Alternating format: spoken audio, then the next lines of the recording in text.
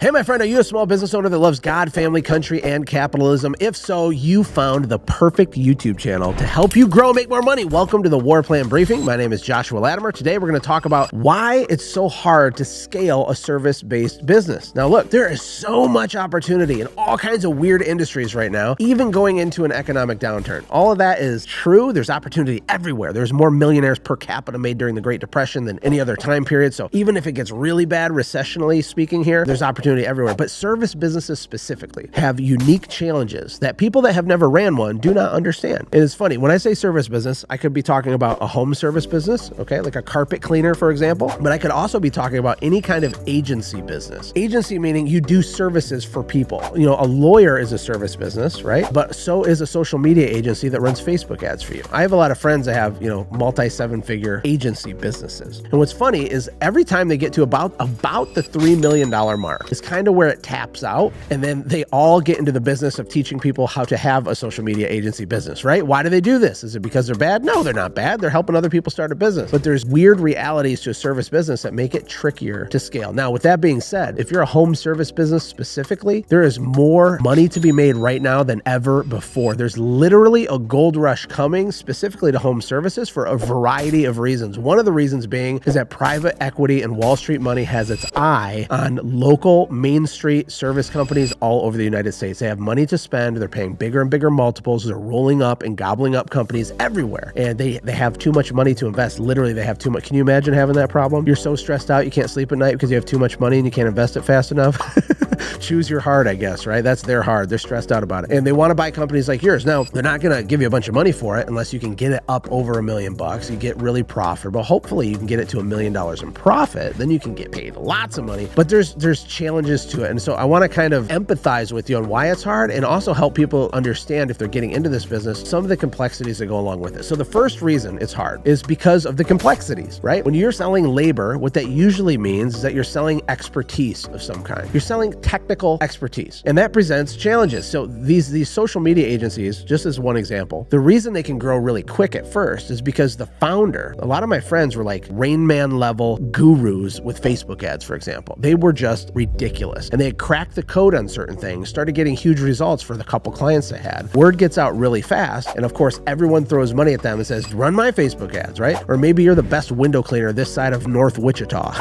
I don't know. You have like a gunslinger squeegee and you're just like amazing, right? And you wear a cowboy hat. Look, you're the best ever. Word will get out. Word will get out that you're really technically competent at the thing that you do. The problem is that I can't scale your awesomeness. It's very difficult to scale your level of awesomeness. And so as this agency scales with Facebook ad guru lady over here, she's going to have to hire people, and she has to hire people, but then she has to train people. You know, some of the complexities are training itself and the staff and trying to hire talent, but also develop talent. The other complexity is that once you train your staff, they now know how to do the thing that you do. And so if they have an entrepreneurial bone in their body, they're going to go like start their own thing, right? Which is why there's like 10,000 million social media agencies and there's a bajillion window cleaners. They're everywhere. They're like ants, right? But there's only a few of these $10-20 million kind of enterprises that have multi-location and they have structure and management. Those guys that kind of figured out how to scale through that, they get paid lots and lots and lots of money when they exit, but everybody else is hitting their head against the ceiling. Another problem with scaling a service business is that when you do get a superhero employee, that's what I call them, superhero employees, you get really excited because my friend, the genius Facebook ads person, she's going to hire someone and most of them aren't going to be anywhere near as good as her. Even when she trains them, they're just garbage compared to her, but then she'll get one that's a rock star, right? But then what we do as small business owners is we delegate and put too much stuff onto that one superhero employee's plate and we overwhelm them, and then we become too dependent on them. And what happens is as you're trying to grow your business, you become too dependent on one single person in your business. And the reason that happens is because you're overwhelmed and you're drowning. And you've hired 5 people and you finally got a good one, and now this guy's cross-trained on every different service you do. He knows how to fix your equipment. He knows how to upsell that. He knows all the intricacies of all the weird things that need to happen for your business to succeed, and only he knows it and only you know it. And now when you have 5 or 10 more employees, you can't fire this guy. You become a hostage to your own employee because you haven't trained everybody. The talent distribution isn't even. There's too much dependency entrusted to this one person. So it's tricky. There's ways to fix it, and I could go into that in some other videos. videos, but think about that if you're going to go into the service business, that these are some of the things. Another reason it's hard to scale this type of business is that we're arbitraging labor. What you're really selling is someone else's time. So you pay your employee $30 an hour and you sell his time for $60 an hour. And then of course you have overhead and expenses, but that creates certain limiters on you. You know, a service business definitionally is coupled to time. The money you make is parallels the amount of time you have available to sell. And that's a bottleneck, right? When you're self-employed and all by yourself, if you're like me, I was a pizza delivery driver when I was 20 years old and I got married, and I was more than happy to triple my income and be a window cleaner by myself, okay? That was a major step up. But eventually, I wanted to make even more money than that. So how would I do that? Well, the only two ways I can do that is by charging more dollars for every hour that I sell, right? Or by selling more total hours, right? That's it. Those are the only two things. And my income is inextricably linked to my time. And you've probably already found this out, and you're probably nodding your head like this. Oh, preach, Josh. I've been there. Yep, it's hard. And even when you have employees, though, you're still arbitraging labor. Arbitrage is just a fancy word that means you're creating a spread. You're taking the margin. Banks arbitrage money. So they loan it to you for 5%, they pay the Federal Reserve 2%, and they keep the 3%. For example, what we do is we sell $60 an hour and pay $30 an hour, and that difference is your arbitrage. And that's good. It's awesome. It's better than working for Larry. Larry is such a bad boss, and I'm so glad you don't work for Larry. But it can create constraints when you're trying to scale. Another problem to try to scale a service business is that the barrier to entry is really low for most of these companies. And I kind of already talked about it, but let's spend another minute on it. The barrier to entry is tiny. You know, that's why if you're in a service business, it's expensive to get started. You're typically going to do a little bit better. If you need to be certified, or if you have to have a state license and you have to have $100,000 in capital to start, those industries are fenced off a little bit better, right? For example, depends state to state, but if you're a plumber, for example, you might have had to have been a plumber for 8 years before you're even allowed to like have a plumbing business of your own. That's awesome. And plumbers can make bank. Even just self-employed owner-operator plumbers can make close to $500,000 a year in some markets if they know how to sell, if they're smart. So you can crush it. But if you're a cleaning service or a social media agency or any kind of generic service, because the barrier to entry is low, you have to be extra good at retaining employees, or else they're just going to come and leave and start their own competing things. And it gets really, really frustrating, especially if you're small and every third employee is starting a competing power washing business in your town. It can mess with your head. You know, in reality, you can crush them and become a way better asymmetrical marketer. They're going to quit and give up because they don't understand how hard it is to run a business. But I digress. It's just difficult and it messes with your head. Another reason it's tricky to scale a service business, and tell me in the comments if you relate to any of these, is capital constraints. So there might be a low barrier to entry for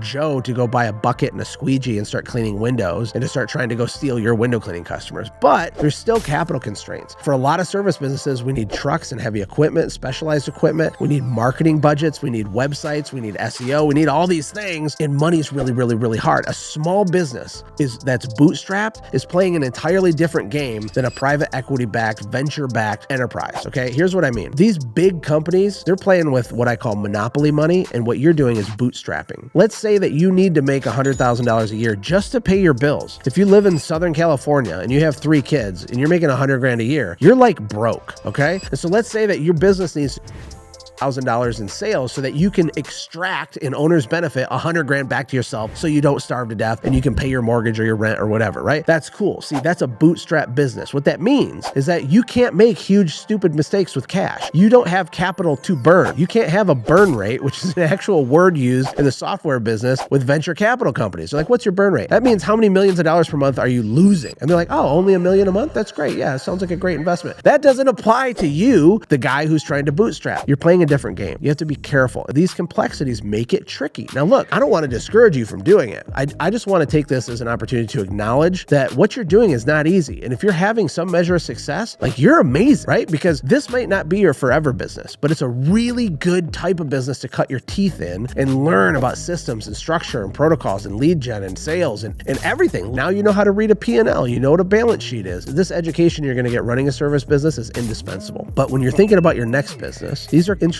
things to think about. You know, I started in the service business, but you know, I've had launched multiple software companies, coaching and education companies, event companies, and all kinds of other things now my wife and I have. And what's interesting is each time I'm doing it, I'm launching more leveraged, less complicated types of businesses as I go. And it's because of these types of considerations. People ask me all the time, Josh, would you get back in the service industry, in the home service industry? And it's like, yeah, like if I had to, I would. Like, I can go make that work. That would be like freshman level easy for me with what I know how to do. But it's it's not a leverageable enough opportunity for me to get excited about it right now with the other opportunities I have on my plate. So look, let's recap for a second. One of the reasons it's hard to scale is the complexities of it with labor and training and the technical competency they need to do the thing that you do. The other one is that you're arbitraging labor. It means you're selling time for a markup. The other one is that the barrier to entry is low and that you're basically going to train your competition in a business like this for a lot of them. The next one was capital constraints. When you're bootstrapping, you got to be careful with cash, which means you have to work even more hours and manually do stuff because you can't risk the $10,000 in that possibly going to work EDDM campaign that you're considering, because if you lose the money, mama ain't happy. It's a bad thing. The pain is real, right? The second to last reason it's hard is local constraints. So depending on where you are in the country, there's going to be limiters built into the opportunity in front of you, right? So if you have a small population versus someone in a huge metroplex, there's an upside limiter that has nothing to do with you. I always talk about judging your,